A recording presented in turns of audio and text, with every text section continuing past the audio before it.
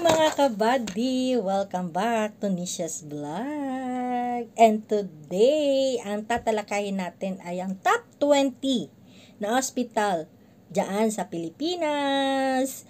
Pero bago po yan, mag-intro po muna tayo mga kabady ko.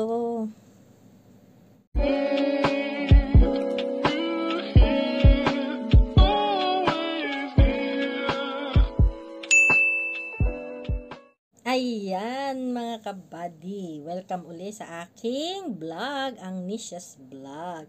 And today mga kabady, ang tatalakayin natin ay ang mga top 20 na sikat na ospital, public hospital dito sa Pilipinas. Kaya tara, umpisahan na natin ang number 1 sa listahan mga kabady, ang ating PGH, Philippine General Hospital.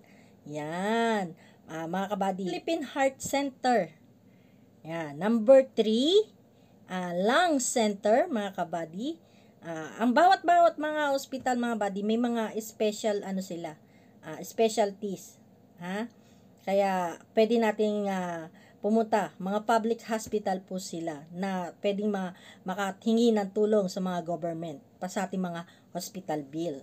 East Avenue Hospital. Yan. At ang number 5, Amang Rodriguez Medical Hospital. And number 6, Dr. Pabella National Hospital. Mga kabady, yan. Diyan sa Pabella, paanakan po yan. Pwedeng mapunta po dyan yung mga nganak. Diyan. Yan, next po natin mga kabady, number 7, National Children's Hospital. Ang tinatanggap po dyan mula age 19 pababa. Dyan, pwede nyo idalhin yung mga anak ninyo, most for mga pediatric. Kasi specialty po sila sa mga bata. Dyan operahan yung anak ko. Then next, number 8, Quirino Memorial Medical Center. Yan. Diyan, mga kabady ko. Next po natin, mga kabady, number 9, sa San Lazaro Hospital. Yan. Specialty po nila, mga animal bites. Yan, mga insect bites, animal bites, yan. Yan po, mga kabady, dyan nyo po dalhin ang inyong mga anak. Or kahit sino, pwede po dyan sa San Lazaro General Hospital. Ayan, number 10, kapatid na National Children's Hospital, ang Philippine Children Medical Center. Yan, specialty din po nila mga bata. Next, number 11, Veteran Hospital. Yan, ang Veteran Hospital, dyan din minsan dinadala yung mga kasandaluhan natin, mga pulis, mga dyan sa Veterans Hospital. Tapos, number 12, AFP Medical Center. Yan. Number 13.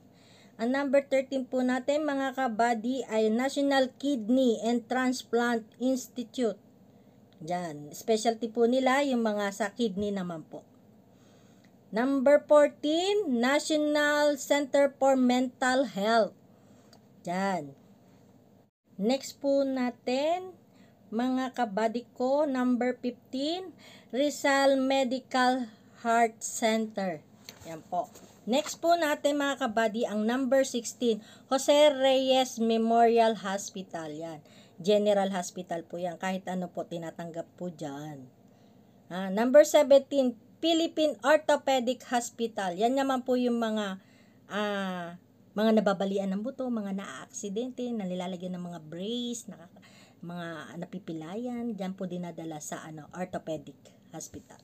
Yan. Number 18, OFW Hospital. Yan, yung mga katulad ko na OFW, may sarili na po tayong ospital na matatagpuan yan po sa Pampanga.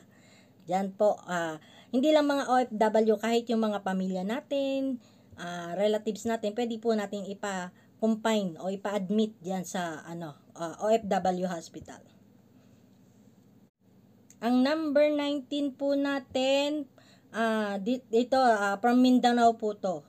Hospital po sa Mindanao, Southern Philippine Medical Hospital. Diyan po mga kabady. Diyan nyo po madadala yung mga kamag-anak o pamilya natin na may karamdaman. At ang number 20, Visayas area, Vicente Soto Medical Hospital. Yan po. Sana po nakatulong mga kabady ko ang mga hospital na nabanggit ko na pwede nyong puntahan para mapagaling yung ating mga anak o mga pamilya. Sa susunod na vlog ko, until my next vlog, panood po kayo. Maraming salamat.